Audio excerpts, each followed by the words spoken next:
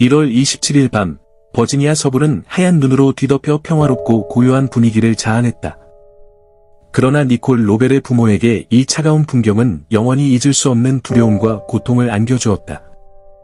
그날 밤은 로벨 가족에게 있어 인생에서 가장 고통스러운 순간의 시작이 되었다.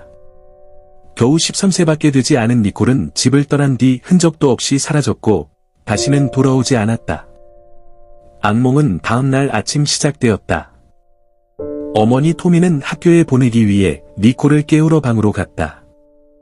그녀는 딸의 이름을 불렀지만 아무런 응답이 없었다. 문을 열어보려 했지만 무언가 이상했다. 서랍장이 조심스럽게 문 앞에 놓여 있어 출입이 차단되어 있었다. 직감적으로 무언가 잘못되었음을 깨달았다. 깊은 밤, 대부분의 아이들이 텔레비전을 보거나 친구들과 온라인 채팅을 하고 있을 시간에 니콜은 전혀 다른 계획을 세우고 있었다. 새벽 1시경, 그녀는 조용히 창문을 열고 미니언 캐릭터가 그려진 짙은 파란색 담요와 몇 가지 필수품을 넣은 배낭을 챙겼다. 그리고는 눈이 쌓인 어둠 속으로 사라졌다. 그녀가 남긴 것은 페어팩스 로드의 랜턴 리지 아파트뿐이었다. 타미는 니콜이 사라졌다는 사실을 깨닫자마자 공포와 절망에 휩싸였다. 그녀는 지체할 틈 없이 블랙스버그 경찰에 신고했고 즉각적인 수색이 시작되었다. 지역 사회는 빠르게 움직였다. 경찰, 소방관, 자원봉사자들이 힘을 합쳐 니콜을 찾기 위한 대대적인 수색에 나섰다. 니콜의 실종 소식은 순식간에 지역 라디오와 텔레비전 방송을 통해 퍼져나갔다. 보도는 다급한 목소리로 전했다. 블랙스버그 경찰은 실종된 13세 소녀 니콜 로벨의 행방을 찾기 위해 시민 여러분의 협조를 요청합니다. 그녀는 화요일 밤 가족이 거주하는 아파트에서 마지막으로 목격되었습니다. 그러나 니콜의 실종에서 더 심각한 문제가 존재했다. 어머니 타미는 딸이 심각한 건강 문제를 겪고 있으며 매일 약을 복용해야 한다는 사실을 밝혔다. 약을 먹지 않으면 그녀의 상태는 급속도로 악화될 수 있었고 제때 발견되지 않으면 치명적일 수도 있었다. 수색이 더욱 치열해지는 가운데 하나의 의문이 떠올랐다. 니콜은 왜 이 추운 밤에 집을 떠난 것일까? 도대체 어디로 향한 것일까? 이 질문은 가족들, 특히 아버지 데이비드 로벨의 마음속을 떠나지 않았다. 그는 깊은 슬픔과 걱정 속에서 대중에게 간절한 메시지를 보냈다. 니콜, 내가 이 방송을 듣고 있다면 제발 집으로 돌아와. 난 너에게 화내지 않았어. 그저 내가 돌아오기만을 바랄 뿐이야. 데이비드는 인생에 많은 어려움을 겪으며 살아왔다. 마약 관련 혐의로 법적인 문제에 직면한 적도 있었으며 이러한 과거를 극복하고 딸과의 관계를 회복하기 위해 끊임없이 노력했다. 그는 딸에게 보다 안정적이고 안전한 삶을 제공하기 위해 물리적으로 거리를 두는 것이 최선이라고 생각했다. 그러나 니콜은 아버지의 사랑과 관심, 그리고 보다 가까운 관계를 간절히 원했지만 그 바람은 늘 그녀의 손에 닿지 않는 듯했다. 시간이 흐를수록 불안감은 더욱 커져갔고 수사는 점점 더 깊어졌다. 니콜은 왜 추운 겨울밤에 집을 떠났을까? 그녀를 기다리고 있었던 것은 과연 누구였을까? 환영합니다. 이곳에서는 세상을 충격에 빠뜨린 미스터리한 사건들을 다루고 있습니다. 오늘은 버지니아를 충격에 빠뜨리고 수많은 사람들의 마음에 깊은 상처를 남긴 니콜 로벨 실종 사건을 다룰 것입니다. 오늘의 사건은 미국 버지니아주 몽고메리 카운티의 작은 도시 블랙스버그에서 발생했습니다. 인구 약 4만 명의 이 도시는 2000년 인구 조사에 따르면 미국에서 가장 가족 친화적인 도시 중 하나로 선정되었습니다. 2011년에는 비즈니스 위크에서 미국에서 자녀를 키우기에 가장 좋은 도시로 인정받을 만큼 낮은 범죄율과 높은 삶의 질을 자랑했습니다. 또한 블랙스버그는 미국 최고의 명문 대학 중 하나인 버지니아 공대가 위치한 곳이기도 합니다. 150년 이상의 역사를 지닌 이 대학은 3만 6천 명 이상의 학생들이 기술 및 혁신 분야에서 꿈을 키우는 곳으로 지역의 중심적인 역할을 하고 있습니다. 그러나 이 조용하고 평화로운 대학 도시는 끔찍한 사건으로 인해 안전한 공간이라는 인식을 송두리째 뒤흔들게 되었습니다. 2002년 3월 5일, 데이비드와 타미 로벨 부부는 아름다운 딸, 니콜 메디슨 라벨을 품에 안았습니다. 그러나 니콜의 인생은 시작부터 험난한 도전으로 가득했습니다. 생후 10개월 만에 그녀는 희귀한 간 종양을 진단받았고 즉시 간 이식 수술이 필요했습니다. 겨우 4살이 되었을 때 더욱 치명적인 시련이 닥쳤습니다. 니콜은 비호지킨 림프종, 즉 공격적인 유형의 암 진단을 받았고 급성 호흡곤란 증후군이 동반되었습니다. 그녀는 몇 달 동안 혼수 상태에 빠졌고 항생제 내성 포도상구균 감염까지 겪으며 생사의 기로에 놓였습니다. 이러한 수많은 어려움에도 불구하고 니콜은 밝고 씩씩한 소녀로 성장했습니다. 2016년 13세가 된 그녀는 블랙스버그 중학교의 7학년에 재학 중이었으며 항상 친절하고 활기찬 학생으로 알려졌습니다. 니콜은 판나, 음악, 춤을 사랑했으면 언젠가는 유명한 오디션 프로그램인 아메리칸 아이돌에 출연하여 자신의 목소리와 끈기를 세상에 보여주겠다는 꿈을 꾸었습니다. 하지만 그녀의 아름다운 꿈은 2016년 1월의 그 추운 밤, 영원히 멈추고 말았습니다. 2016년 1월 27일, 추운 겨울밤. 니콜 로벨은 집을 떠나면서 작은 배낭과 미니언 캐릭터가 그려진 짙은 파란색 담요를 챙겼다. 그녀의 건강 상태는 매일 복용해야 하는 약에 의존하고 있었기 때문에 실종 소식은 단순한 가출이 아닌 생명에 직결된 긴급 사안이었다. 블랙스버그 경찰을 비롯한 주민 연방기관들은 즉시 광범위한 수색 작업을 개시했다. 도심 곳곳에 전단지가 배포되었고 지역 주민과 버지니아 공대 학생들은 자원봉사자로 나서며 수색팀에 합류했다. 심지어 드론까지 동원되어 접근하기 어려운 지역을 탐색하며 실종자의 흔적을 찾기 위한 노력이 이어졌다. 버지니아 공대의 사관후보생단 역시 수색 작업에 참여했으며 지역사회는 이 사건을 자신의 일처럼 여기고 하나로 뭉쳤다. 블랙스버그는 서로를 가족처럼 여기는 따뜻한 공동체였고 그들이 보여준 헌신은 더욱 특별했다. 1200명 이상의 주민들이 수색 작전에 참여, 숲과 산악지대를 누비며 니콜을 찾기 위해 필사적으로 노력했다. 시간이 지날수록 절망감이 커져갔다. 추운 겨울밤, 눈으로 덮인 거리는 사람들의 마음을 더욱 무겁게 만들었다. 그러나 희망의 불씨를 놓을 수는 없었다. 니콜의 실종을 안타깝게 여긴 지역 주민들은 그녀가 살던 랜턴 리지 아파트에 모여 촛불 기도회를 열었다. 가족, 친구, 이웃들은 촛불을 들고 노래를 부르며 니콜의 무사 귀환을 간절히 기원했다. 텔레비전을 통해 아버지 데이비드 로벨은 눈물로 호소했다. 니콜, 내가 듣고 있다면 제발 돌아와. 우리는 너를 사랑하고 보고 싶어. 화내지 않았으니 집으로 돌아와 주길 바란다. 그러나 시간이 흐를수록 두려움은 더욱 커져갔다. 밤낮으로 이어진 수색에도 불구하고 니콜의 흔적은 어디에서도 찾을 수 없었다. 가족들은 절망 속에서 긴 밤을 보내며 딸이 무사히 돌아오기를 기도했다. 그리고 마침내 2016년 1월 30일 모두가 두려워하던 끔찍한 소식이 전해졌다. 니콜의 시신은 노스캐롤라이나주 89번 국도 인근의 한 산림 지역에서 발견되었다. 이곳은 교통량이 많은 도로와 가까웠지만 외딴 곳에 위치해 있어 눈에 띄지 않는 장소였다. 그 순간 블랙스버그 전역은 충격에 휩싸였다. 어머니 타미 로벨은 마치 세상이 무너져 내리는 듯한 절망감을 느꼈다. 그녀는 떨리는 목소리로 간신히 말할 수 있었다. 니콜은 내 모든 것이었어요. 그녀는 짧은 삶 속에서도 수많은 사람들의 마음을 움직였어요. 사건의 끔찍한 결말은 이제 또 다른 미스터리를 불러일으켰다. 과연 누가 이 어린 소녀의 꿈을 잔인하게 짓밟아 쓰는가? 답을 찾기 위한 수사는 이제 막 시작되었으며 밝혀질 진실은 모두를 더욱 경악하게 만들 것이었다. 거짓과 배신, 그리고 조작으로 얽힌 충격적인 진실이 블랙스버그를 완전히 뒤흔들 날이 다가오고 있었다.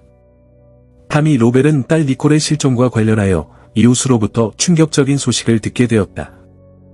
이웃은 니콜이 실종되기 전 자신의 딸들과 자주 어울렸으며 어느 날 평범한 대화 도중 의미심장한 말을 했다고 전했다.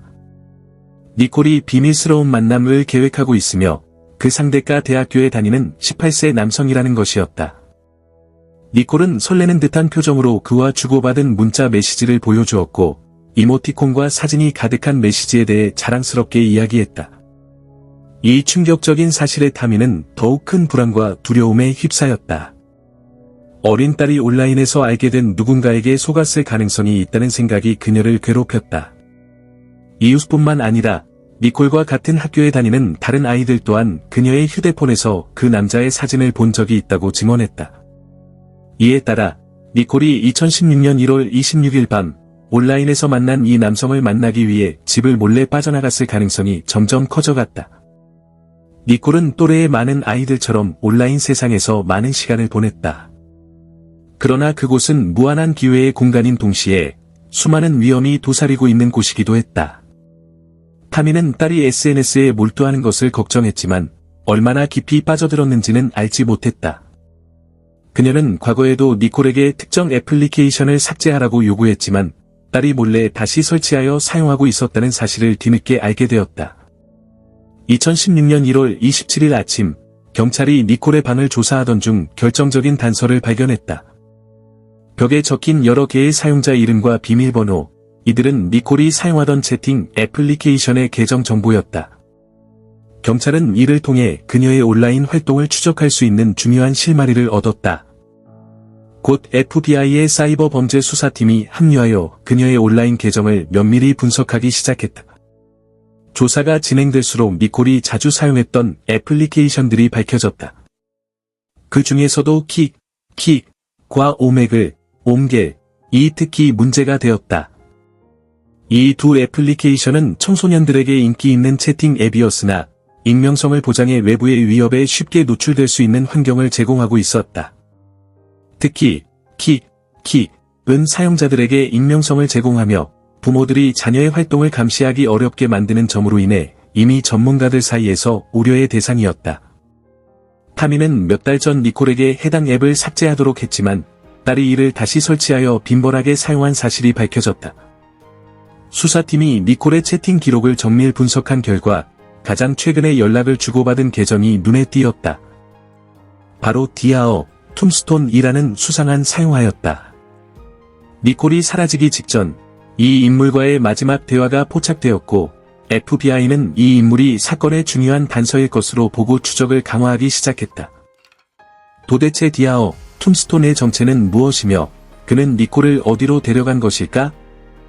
사건의 어두운 진실이 서서히 드러나기 시작했다. FBI는 긴급한 법적 조치를 통해 킥 플랫폼 운영사의 미스터리한 사용자 디아어, 툼스톤 계정에 대한 데이터를 제공할 것을 요청했다. 초기에 확보된 데이터 분석 결과 이 사용자는 니콜의 취향과 불안감을 교묘하게 파악해 신뢰를 구축하며 그녀를 조종한 것으로 보였다. 니콜의 가까운 친구들은 그녀가 종종 외로움을 느끼고 인정받고 싶은 깊은 욕구를 표현했다고 증언했다. 어릴 때부터 이식 수술과 암 치료로 인한 신체적 흉터로 인해 그녀는 많은 정서적 어려움을 겪어야 했다. 친구들은 그녀가 활달하고 따뜻한 성격을 가졌지만 동시에 깊은 불안감과 낮은 자존감을 가지고 있었으며 이러한 심리적 취약점을 누군가 악용했을 가능성을 우려했다. 당국은 니콜의 온라인 활동을 면밀히 추적하며 문자, 사진, 그리고 그녀가 사라지기 직전의 상호작용을 분석했다. 그녀가 온라인에서 알게 된 낯선 사람을 만나러 나갔을 가능성은 점점 더 현실적인 위협으로 다가오고 있었다. 니콜을 찾기 위한 압박감이 점점 커졌고 수사가 진행될수록 매 순간이 중요했다.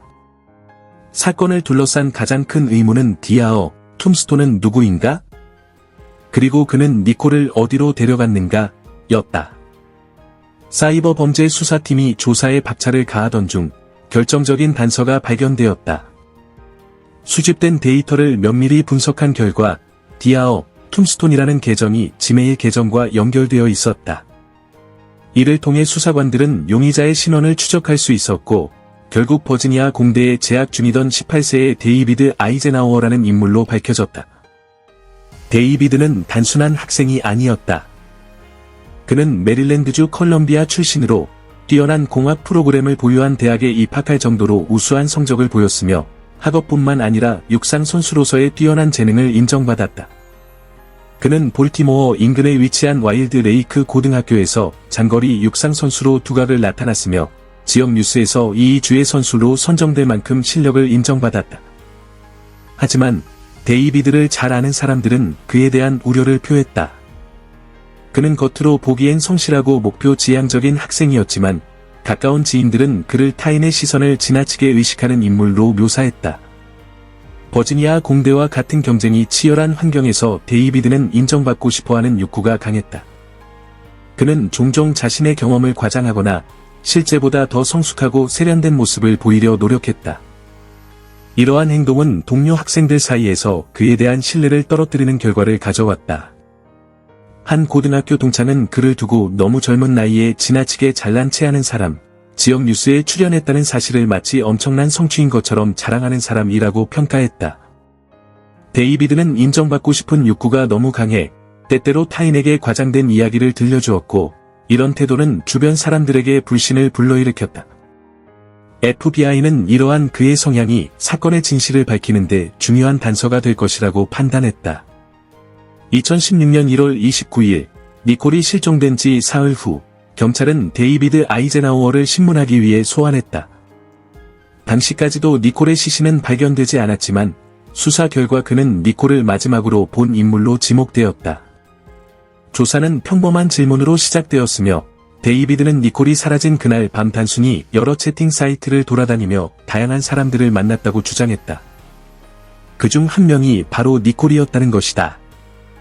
그는 니콜의 집에 도착했을 때 그녀의 나이에 대해 전혀 몰랐다고 말했다. 창문에서 누군가가 나오는 걸 보고 대략 11살 정도로 보였어요.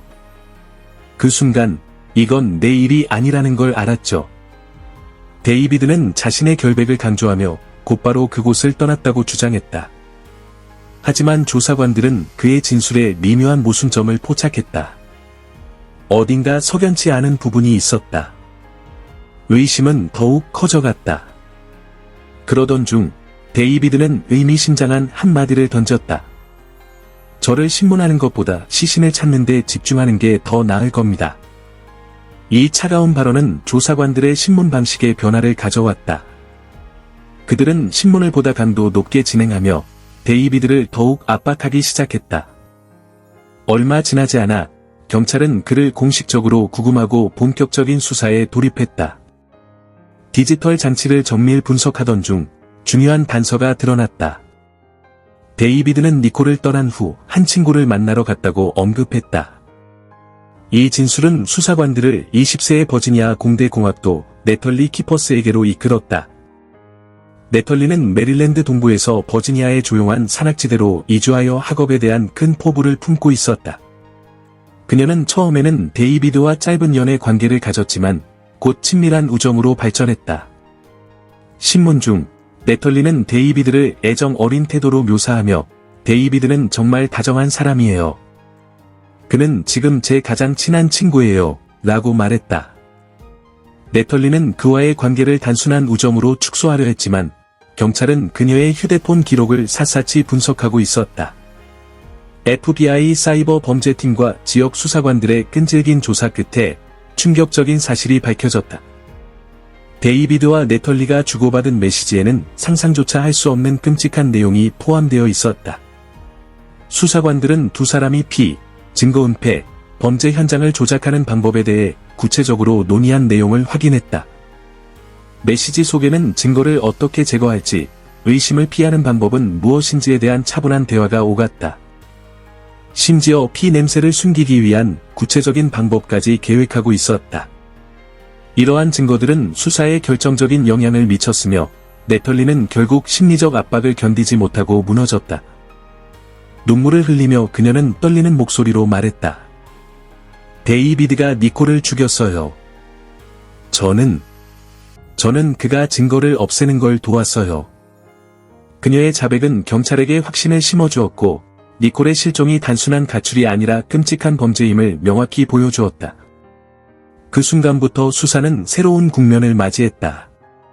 이제 수사팀의 최우선 과제는 니콜의 시신을 찾아 명확한 증거를 확보하고 책임자들이 법의 심판을 받도록 하는 것이었다. 한때 블랙스버그 주민들에게 안정과 발전의 상징이었던 대학은 이제 끔찍한 범죄의 배경이 되어버렸다. 평화롭고 조용했던 지역 사회는 니콜이 무사히 돌아오기를 바랐지만 곧 드러날 참혹한 진실에 대비해야 했다. 신문이 이어지는 가운데 내털리 키퍼스는 마침내 2016년 1월 26일 밤 니콜 로벨에게 일어난 끔찍한 사건의 전말과 그 어두운 배경을 하나씩 털어놓기 시작했다. 이 모든 것은 몇 달 전인 2015년 10월로 거슬러 올라갔다. 버지니아 공대 신입생이었던 데이비드 아이젠하워는 온라인 메신저를 통해 니콜을 알게 되었다.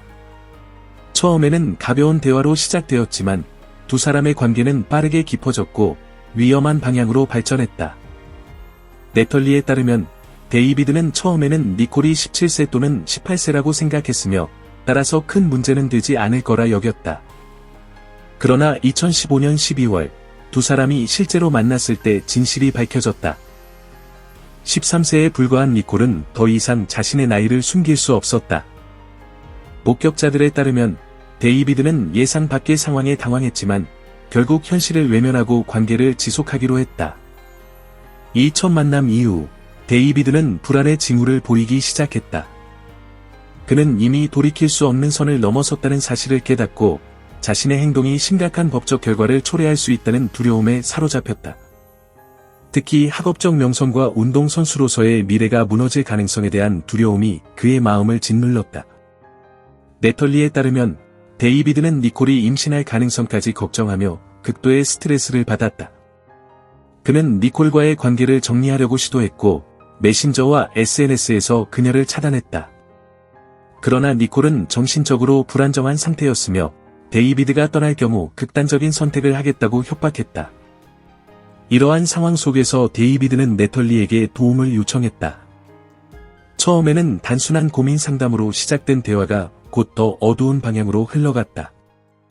내털리는 차분하고 체계적인 성격을 가진 공대생이었지만 그녀는 충격적인 해결책을 제안했다. 그들의 왜곡된 시각 속에서 니콜을 제거하는 것이 유일한 해결책이었다. 결국 이 병든 계획은 실행에 옮겨졌다. 2016년 1월 25일 사건 하루 전 데이비드와 내털리는 지역 월마트를 방문해 대형 삽을 구입했다. 이 모습은 매장 감시 카메라에 그대로 포착되었으며 후일 수사관들에게 결정적인 증거로 활용되었다. 놀랍게도 두 사람은 전혀 불안한 기색 없이 삽을 구매했으며 평소와 다름없는 태도를 보였다. 이러한 냉정한 모습은 나중에 수사관들을 경악하게 만들었다. 다음 날 밤 1월 26일 데이비드는 계획을 실행에 옮겼다. 니콜은 또 한 번의 만남에 대한 기대감으로 가득 차 있었다. 자정이 조금 지난 후 그녀는 조용히 침실 창문을 열고 어두운 밤으로 사라졌다. 그녀의 손에는 언제나 소중히 여겼던 파란색 미니언즈 담요와 몇 가지 소지품이 들어있는 가방이 들려 있었다. 아무런 의심도 하지 않은 채 그녀는 데이비드의 차에 올랐고 차는 버지니아 공대 캠퍼스 인근의 외딴 크레이그 크릭 로드로 향했다. 그곳은 울창한 숲으로 둘러싸인 한적한 시골길이었다. 인적이 드문 이곳은 데이비드의 끔찍한 계획을 실행하기에 완벽한 장소였다. 데이비드는 차를 외딴 지역에 세웠고 니콜은 아무런 경계심 없이 차에서 내렸다. 그녀는 여전히 그를 신뢰하고 있었고 자신이 다가오는 위험을 전혀 감지하지 못했다. 법의학 분석 결과에 따르면 니콜은 잔인한 공격을 당했다. 데이비드는 월마트에서 구매한 삽을 이용해 그녀의 목을 먼저 가격했다. 이어서 그는 칼로 무려 14차례에 걸쳐 니콜을 찔렀다. 그동안 수많은 병마와 싸우며 강한 생명력을 보여줬던 니콜은 그날 밤 차가운 겨울 속에서 생을 마감했다. 니콜의 따뜻하고 밝은 성격은 이 잔혹한 범죄와 극명한 대조를 이루었다. 그녀는 간 이식과 수많은 질병을 이겨낸 강한 아이였지만 운명의 밤에는 믿었던 사람의 손에 의해 생명을 잃고 말았다. 범행 후 데이비드는 태연하게 니콜의 시신을 차 트렁크에 실었다. 그녀의 애착 담요와 범행 도구도 함께였다. 그는 집으로 돌아가 마치 아무 일도 없었던 것처럼 밤을 보냈다. 데이비드는 따뜻한 집안에서 잠을 청했지만 니콜의 시신은 추운 1월 밤의 냉기에 홀로 방치되었다. 가족의 따뜻한 품을 떠난 니콜은 그날 밤 영원히 돌아오지 못할 길을 걷게 되었다. 이튿날 아침 1월 27일 데이비드는 내털리에게 메시지를 보냈다. 그는 이제 다음 단계가 필요하다고 말했다. 두 사람은 함께 차를 타고 이웃한 노스캐롤라이나로 향했다. 목적은 하나, 니콜의 시신을 영원히 숨기는 것이었다. 수사팀이 나중에 분석한 통화 기록에 따르면 데이비드는 필라스키 지역의 지인들에게 쓰레기를 버릴 만한 외딴 장소에 대해 문의한 것으로 밝혀졌다. 당시에는 별 의미 없어 보였던 이 메시지는 결국 그의 범죄를 감추기 위한 끔찍한 계획의 일부였음이 드러났다. 얼마 지나지 않아 그들은 노스캐롤라이나의 89번 도로 근처 외진 숲속에서 적당한 장소를 찾았다. 두 사람은 니콜의 시신을 깨끗이 씻고 흔적을 지우기 위해 옷을 벗겼다. 이후 그녀를 버려진 매립지에 유기했다. 데이비드와 네털리가 주고받은 메시지 내용은 소름 끼칠 정도로 치밀했다. 그들은 혹독한 겨울 추위가 시신의 부패 속도를 늦춰 냄새를 최소화할 것이라고 믿었다. 또한 한적한 이곳에서 오랫동안 아무도 발견하지 못할 것이라는 착각에 빠져 있었다. 블랙스버그의 주민들은 여전히 니콜을 찾기 위해 온 힘을 다하고 있었다. 사람들은 그녀의 무사 귀환을 기도하며 수색을 이어갔다. 그러나 그 시간, 데이비드와 네털리는 태연한 얼굴로 학교에 출석하고 친구들과 어울리며 마치 아무 일도 없었던 것처럼 행동하고 있었다. 그러나 수사관들은 점점 진실에 가까워지고 있었다. 곧 블랙스버그 전체를 충격에 빠뜨릴 끔찍한 진실이 밝혀질 순간이 다가오고 있었다. 2016년 1월 29일, 데이비드 아이젠하워는 공식적으로 체포되었고, 이틀 후 네털리 키퍼스도 구속되었다. 13세 소녀의 잔혹한 살해 사건은 곧 전국적인 주목을 받으며 주요 뉴스 헤드라인을 장식했다. 당국은 이번 사건이 SNS의 위험성을 적나라하게 보여주는 대표적인 사례라고 지적하며 청소년들이 디지털 공간에서 얼마나 취약한지를 경고했다. 법정에서 데이비드와 네털리는 처음에 무죄를 주장했으나 사건의 흐름은 예상치 못한 방향으로 전개되었다. 데이비드의 변호인단은 그의 무죄를 주장하는 대신 모든 계획의 주동자가 네털리였다고 주장했다. 변호인들은 네털리가 치밀하고 조작적인 성향을 가졌으며 데이비드의 두려움과 불안을 이용해 범행을 저지르도록 부추겼다고 주장했다.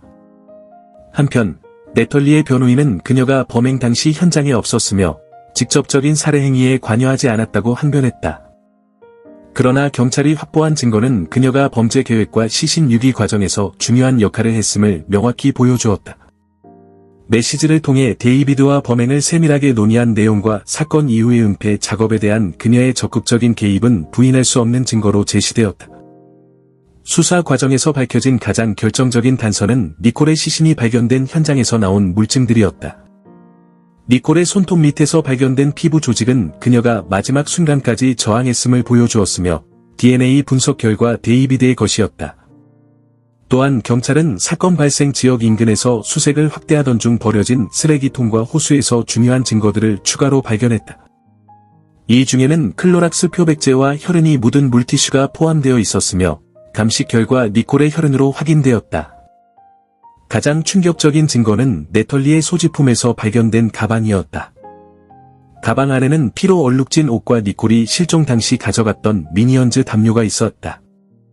경찰은 이러한 소지품들이 단순한 유기 대상이 아니라 네털리가 범행을 기념하기 위한 일종의 트로피로 보관하고 있었을 가능성을 제기했다. 결국 2018년 6월 긴 법정 공방 끝에 데이비드 아이젠하워는 1급 살인, 유괴, 사체 은닉 혐의로 유죄 판결을 받았다. 그는 65년의 징역형을 선고받으며 그의 잔혹한 범행이 사회에 미친 충격을 상징하는 결과가 되었다. 블랙스버그의 주민들은 여전히 이번 사건의 충격에서 벗어나지 못하고 있었다. 그들이 믿었던 안전한 마을에서 벌어진 끔찍한 범죄는 모든 부모들에게 경각심을 심어주었으며 자녀들이 인터넷에서 누구와 교류하는지를 주의 깊게 살펴봐야 한다는 교훈을 남겼다. 2018년 9월, 네털리 키퍼스는 법의 심판대에 섰다. 비록 범행 당시 현장에 없었지만 법원은 그녀의 공모가 데이비드 아이젠하워와 다름없는 수준으로 심각하다고 판단했다. 네털리는 공범 혐의로 40년, 시신 은닉 혐의로 추가 5년의 징역형을 선고받았다. 이는 검찰이 처음에 공고했던 형량의 2배에 해당하는 것으로 그녀의 범죄 가담 정도가 얼마나 중대한지를 보여주는 결정이었다. 그러나 어떤 판결도 니콜 로벨을 다시 가족의 품으로 돌려놓을 수 없었다. 니콜이 원했던 것은 단지 사랑받고, 인정받고, 이해받는 것이었다. 그녀를 기억하는 사람들은 항상 학교 복도를 밝히던 그녀의 미소를 떠올리며 판다와 음악, 그리고 교회를 사랑했던 순수한 소녀로 기억하고 있다. 니콜은 친구를 돕는 것을 즐겼고 그 어떤 형태의 잔인함도 참지 못하는 따뜻한 마음을 지녔다. 니콜의 비극적인 죽음은 블랙스버그 공동체에 지울 수 없는 상처를 남겼으며 그녀의 부모와 친구들의 삶에는 깊은 공허함이 자리 잡았다. 1월의 차가운 밤은 단순히 한 소녀의 생명을 앗아간 것뿐만 아니라 작은 마을의 안전에 대한 신뢰마저도 산산조각냈다. 이번 사건은 디지털 세상 뒤에 도사리고 있는 위험에 대한 경각심을 일깨우는 무거운 교훈이 되었다. 이제 우리는 스스로에게 질문을 던져야 한다. 니콜의 비극은 부모의 더 철저한 감독과 온라인 위험에 대한 경각심으로 예방할 수 있었을까? 네털리는 데이비드를 조종한 것일까? 아니면 둘 다 똑같이 책임을 져야 하는 것일까? 그녀에게 내려진 형량은 적절했는가? 혹은 더 강력한 처벌이 필요했을까? 청소년들을 온라인의 위협으로부터 보호하기 위해 소셜미디어 규제는 더 강화되어야 할까? 여러분의 의견을 댓글로 남겨주시고 이 안타까운 사건에 대한 생각을 공유해주세요. 이 이야기가 유익했다면 좋아요와 공유, 구독을 통해 더 많은 이야기를 함께해주세요. 시청해주셔서 감사합니다. 다음 이야기에서 다시 찾아뵙겠습니다.